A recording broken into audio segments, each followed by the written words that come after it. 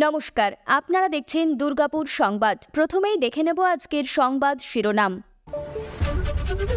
খাস কলকাতায় তৃণমূল কাউন্সিলরকে লক্ষ্য করে গুলি চালানোর চেষ্টা। আজ থেকে বন্ধ হাওড়া ব্রিজ, কোন পথে চলবে যানবাহন, জারি বিজ্ঞপ্তি। দেশ জুড়েই দুর্নীতি, সবাই ট্যাবের টাকা পাবে বললেন মুখ্যমন্ত্রী। গাজলে উত্তরবঙ্গের দ্বিতীয় বৃহত্তম রাস উৎসবের সূচনা, বার্তা দিলেন মুখ্যমন্ত্রী।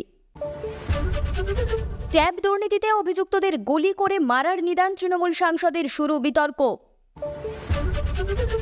নির্বাচনী প্রচারে গিয়ে বিপাকে প্রধানমন্ত্রী, দিল্লি ফেরার পথে অঘটন। জমি কিনলেই সেলামি, শাসক দলের নেতাদের বিরুদ্ধে তোলাবাজির অভিযোগ রায়গঞ্জে। পুলিশের জালে গরু চুরি গ্যাং, কালনায় গ্রেপ্তার হরিয়ানার ৮ পাচারকারী। ১০০ দিন পরেও বিচার অধরা, আরজিকরের প্রতিবাদে ফের রাত দখলের ডাক। প্রতিদিন সঠিক খবর শোনার জন্য সাবস্ক্রাইব করুন দুর্গাপুর সংবাদ চ্যানেলটিকে। আসছি বিস্তারিত খবরে।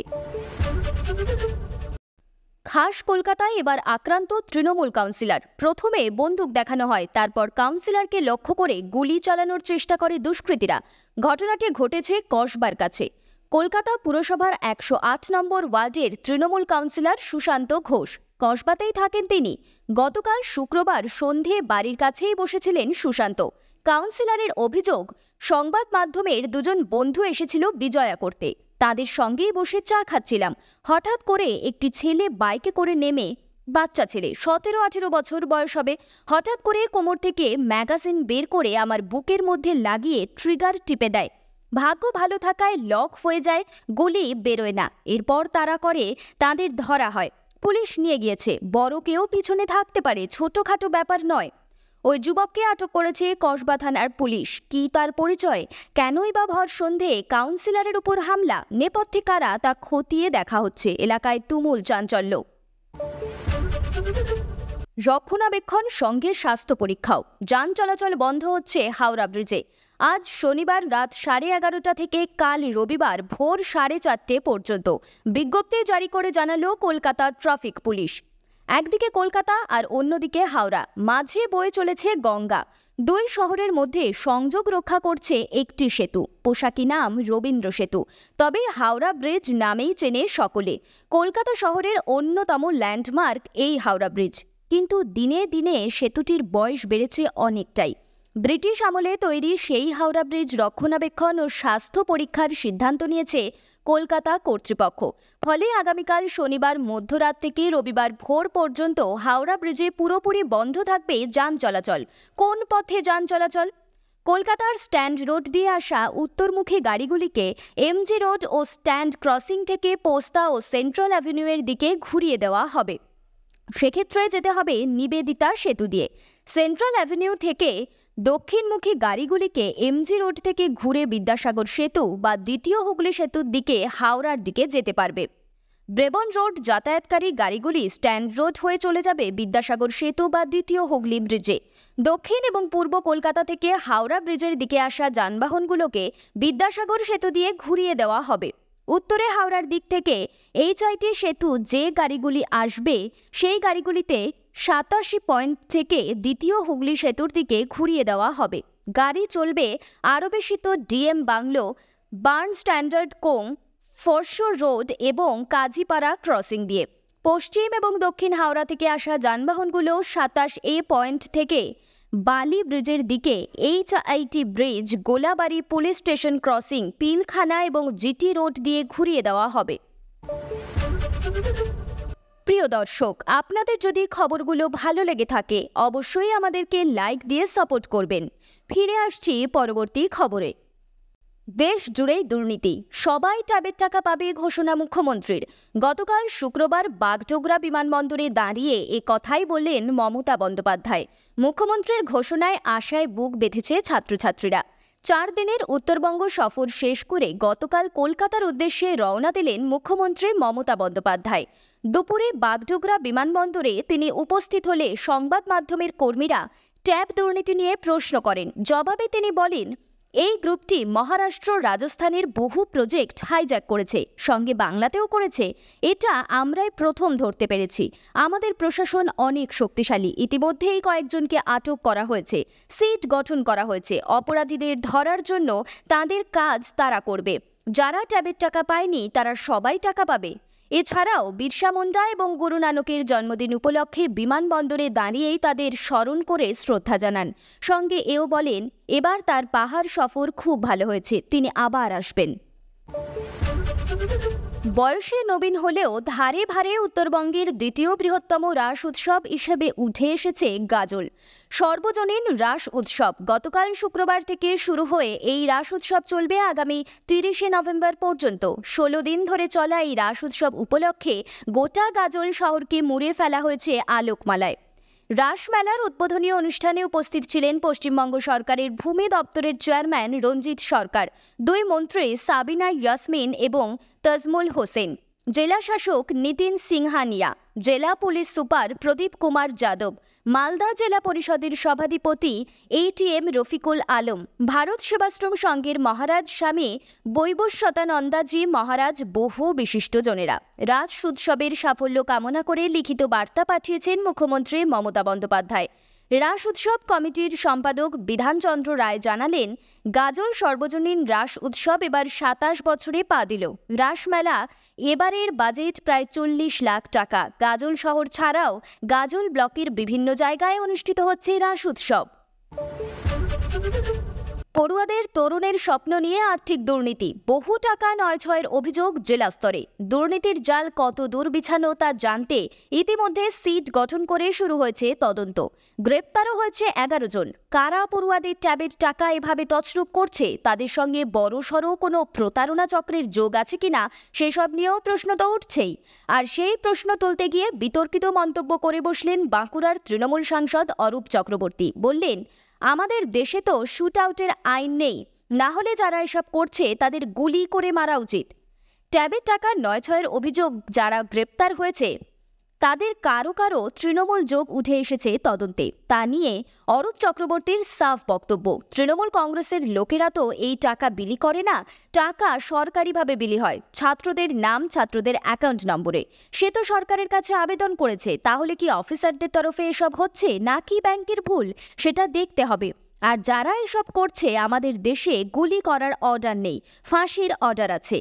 এদের তো এই ধরনের শাস্তি হওয়া উচিত। যারা সরকারের বদনাম করে, যারা ছাত্রদের প্রতারণা করে, তাদের কঠোর শাস্তি হওয়া উচিত। এরপরেই তার মুখে শোনা যায় গুলি করে মারার নিদান। মাঝপথে থমকে গেলেন প্রধানমন্ত্রী নরেন্দ্র মোদী। মোদীর বিমানে দেখা দিল যান্ত্রিক ত্রুটি। ঝাড়খণ্ড থেকে প্রচার সেরে দিল্লিতে ফেরার পথে ঘটল বিপত্তি। আগামী বুধবার ঝাড়খণ্ডে দ্বিতীয় দফা শেষ দফায় বিধানসভা নির্বাচনী প্রচার এবং আদিবাসী নেতা বিরসা মুন্ডার জন্মদিন পালনের জন্য শুক্রবার সকালে ঝাড়খণ্ডে যান প্রধানমন্ত্রী নরেন্দ্র মোদী। এদিন জামুই ও দেওঘরে সভা করে দিল্লি ফেরার কথা ছিল তার, কিন্তু দেওঘর থেকে ফেরার পথে বিপত্তি ঘটে। কিন্তু তার বিমানে যান্ত্রিক সমস্যা দেখা দেওয়ায় তড়িঘড়ি বিমান অবতরণ করানো হয়। শেষ খবর পাওয়া পর্যন্ত জানা গেছে বিমানের পরীক্ষা করছে টেকনিক্যাল টিম। বিমান ঠিক হলে তবেই উড়বে। সুতরাং দিল্লিতে ফিরতে প্রধানমন্ত্রীর বিকেল গড়াবে বলেই মনে করা হচ্ছে। অন্যদিকে ঝাড়খণ্ডের নির্বাচনী প্রচারে যাওয়ার পথে এটিসির ছাড়পত্র না মেলায় 45 মিনিট হেলিকপ্টারে বসে থাকতে হলো রাহুল গান্ধীকে। এই ঘটনায় নিন্দার ঝড় উঠেছে গোটা দেশে। রায়গঞ্জ পুরসভার বিভিন্ন ওয়ার্ডে জমি বা বাড়ি কিনলেই ওয়ার্ডের শাসক দলের নেতাদের সেলামি বা তোলা দিতে হচ্ছে, আর তা না দিলে প্রতি মুহূর্তে হুমকির মুখে পড়তে হচ্ছে। দীর্ঘদিন ধরে এমনই অভিযোগ করছিলেন বিরোধীরা। এবার রায়গঞ্জ পুরসভার 27 নম্বর ওয়ার্ডের কান্তনগর এলাকায় তোলাবাজির ঘটনা নিয়ে মহকুমা শাসককে স্মারকলিপি দিলেন স্থানীয় বাসিন্দারা। অভিযোগের তীর এলাকার কোঅর্ডিনেটর প্রসেনজিৎ সরকারের অনুগামীদের বিরুদ্ধে। বুধবার অভিযুক্তদের গ্রেপ্তারের দাবিতে বিচার চাই নাগরিক কমিটির নেতৃত্বে মহকুমা শাসকের দ্বারস্থ হন কান্তনগরের একদল বাসিন্দা। তারা প্রথমে কর্ণজোড়ায় জেলা প্রশাসনিক কার্যালয়ে ক্যাম্পাসে মিছিল করে বিক্ষোভে সরব হন। এরপর রায়গঞ্জ মহকুমা শাসকের কাছে দাবিপত্র জমা দেন। আন্দোলনের নেতৃত্ব দেন এসইউসিআই এর জেলা সম্পাদক দুলাল রাজবংশী। তার অভিযোগ ২৭ নম্বর ওয়ার্ডের প্রাক্তন কাউন্সিলর তথা কোঅর্ডিনেটর লোকজন ওয়ার্ডের গরিব মানুষের কাছ থেকে জোর করে টাকা আদায় করছে। টাকা দিতে রাজি না হওয়ায় গত ৭ই নভেম্বর কান্তনগরের স্থানীয় বাসিন্দা রানা রাজবংশীর মাছ চাষের খামারে হামলা চালানো হয়, এমনকি পিতৃহারা ছেলের উপরও হামলা করা হয়। গত ৬ই অক্টোবর আরেক স্থানীয় বাসিন্দা অভিজিৎ সন্ন্যাসীর কাছ থেকে ইউপিআই অ্যাকাউন্টে প্রায় ৫০,০০০ টাকা ভয় দেখিয়ে আদায় করে দুষ্কৃতীরা। এরপর আবার টাকা চায়, সেই টাকা না দেওয়ায় অত্যাচার শুরু হয়। পুলিশে অভিযোগ জানিয়ে কোনো সুরাহা মেলেনি। যদিও এই অভিযোগ একেবারেই অস্বীকার করেছেন ওয়ার্ড কোঅর্ডিনেটর প্রসেনজিৎ সরকার। তিনি বলেন, রাজনৈতিক কারণে মিথ্যা অভিযোগ করা হচ্ছে। দুলাল রাজবংশীর ভাইয়েরা এলাকায় গরিব মানুষের জমি দখল করে টাকা তুলছিল। আমরা প্রতিবাদ করা এবং বাধা দেওয়ায় মিথ্যা অভিযোগ করছেন। যদি প্রমাণ করতে পারেন টাকা নিয়েছে কেউ, তাহলে নাকে খত দিয়ে রাজনীতি ছেড়ে দেব। রায়গঞ্জের মহকুমা শাসক কিংসুক মাইতি এ ব্যাপারে বলেন, দাবিপত্রের ভিত্তিতে অভিযোগ খতিয়ে দেখে প্রয়োজনীয় পদক্ষেপ নেওয়া হবে। জানা গিয়েছে, বৃহস্পতিবার কান্তনগর এলাকায় পুলিশ আধিকারিকরা গিয়েছিলেন। অভিযোগকারীদের সঙ্গে তারা কথা বলেন। দুলালবাবুর দাবি, বিভিন্ন মহল থেকে সমঝোতা করে নেওয়ার জন্য অভিযোগকারীদের চাপ দেওয়া হচ্ছে। আগামীতে অভিযোগ পেলেই তোলাবাজির বিরুদ্ধে আন্দোলনে নামা হবে। বৃহস্পতিবার গভীর রাতে অভিযান চালিয়ে ৮ জনের গরু পাচারকারী দলকে ধরল কালনা থানার পুলিশ। গরু চুরি করার আগে পুলিশের পাতা জালে ধরা পড়ল দুষ্কৃতীরা। তারা প্রত্যেকেই হরিয়ানার বাসিন্দা। ধৃতদের বৈদ্যপুর গ্যারেজ মোড় থেকে গ্রেপ্তার করা হয়েছে। ধৃতদের বয়স ২০ থেকে ৫৩ বছরের মধ্যে। শুক্রবার কালনা আদালতে টিআই প্যারেডের জন্য আবেদন করলে বিচারক তা মঞ্জুর করেন। প্রত্যেকের ১০ দিনের পুলিশ হেফাজতের নির্দেশ দিয়েছে আদালত। পুলিশ সূত্রে জানা গিয়েছে, গত ২০ অক্টোবর রাতে কয়েকজন দল পিকআপ ভ্যানে গরু চুরি করে পালাচ্ছিল। বিষয়টি কর্তব্যরত সিভিক ভলান্টিয়ারের নজরে আসে। তিনি থানায় খবর দেন। পুলিশ গাড়িটির পিছনে ধাওয়া করে। গাড়িটি না দাঁড়িয়ে উল্টে পুলিশকে চাপা দেওয়ার চেষ্টা করে বলে অভিযোগ। ধাওয়া করার জেরে শেষে গাড়ি ফেলে পাচারকারীরা পালিয়ে যায়। গরুটিকে উদ্ধার করে মালিকের কাছে ফিরিয়ে দেওয়া হয়। গাড়িটি বাজেয়াপ্ত করে পুলিশ। তারপর থেকেই তদন্ত চলতে থাকে। বিভিন্ন সূত্র মারফত পুলিশ জানতে পারে, দলটি ফের গরু চুরি অপারেশনে বেরোবে। সেই মতো আগে থেকে ফাঁদ পেতে রাখে পুলিশ। ধরা পড়ে দুষ্কৃতীরা। কালনা এসডিপিও রাকেশ কুমার চৌধুরী জানান, গরু চুরির ঘটনায় যুক্ত বড়সড় একটি গ্যাং ধরা পড়েছে। ৮ জনকে গ্রেপ্তার করা হয়েছে। পুলিশ সূত্রে জানা গিয়েছে, এই দলটির মধ্যে কেউ কেউ আগে থেকেই নদিয়ার কোতোয়ালি থানাসহ কয়েকটি এলাকায় গরু চুরির ঘটনার সঙ্গে যুক্ত রয়েছে। এরা গরু চুরি কবে, কোথায় কোথায় তা বিক্রি করে, কিভাবে পরিকল্পনা করে, এদের মাস্টারমাইন্ড কে জানতে পুলিশ ধৃতদের জেরা করছে। ৯ই আগস্ট ঘটেছিল সেই নারকীয় ঘটনা। আরজিকর হাসপাতালে কর্তব্যরত মহিলা চিকিৎসককে ধর্ষণ করে খুন করা হয়। সেই প্রতিবাদ রাজ্যের মধ্যে সীমাবদ্ধ ছিল না, ছড়িয়ে পড়েছিল দেশ বিশ্বের বিভিন্ন প্রান্তে। ১৪ই আগস্ট পথ দখল করেছিল তামাম রাজ্য। চাহিদা একটাই, আরজিকরের নিহত চিকিৎসক পড়ুয়ার খুনের বিচার চাই। গর্জে উঠেছিল কাতারে কাতারে মানুষ। মধ্যরাতে রাস্তায় রাস্তায় মোড়ে মোড়ে মানুষের ঢল নেমেছিল। কারো হাতে মোমবাতি, কারো হাতে মশাল, মুখে স্লোগান, পেরিয়ে গেল ১০০ দিন।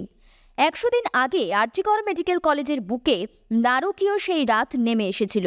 তারপর রাজপথের দখল নিয়েছে সাধারণ মানুষ। আন্দোলনে গিয়েছে। নিজেদের অধিকার বুঝে নিতে রাতের দখল নিয়েছেন মহিলারা। ন্যায় বিচার এখনও অধরা। কর্মক্ষেত্রে নারী সুরক্ষার দাবিতে শুরু হওয়া এই আন্দোলনের ১০০ দিন পেরিয়ে গিয়েও একের পর এক নারী নির্যাতনের ঘটনা বুকের ক্ষতকে আরও গভীর করেছে। ওয়েস্ট বেঙ্গল জুনিয়র ডাক্তারদের পক্ষ থেকে তাই আবার রাজপথ দখলের ডাক।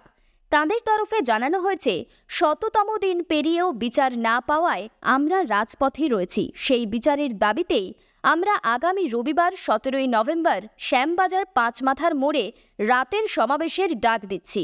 আপনাদের সবাইকে আহ্বান জানাচ্ছি, আপনারা অভয়ার বিচারের দাবিকে সাথে নিয়ে এই সমাবেশে যোগ দিন। খবর শেষ হলো।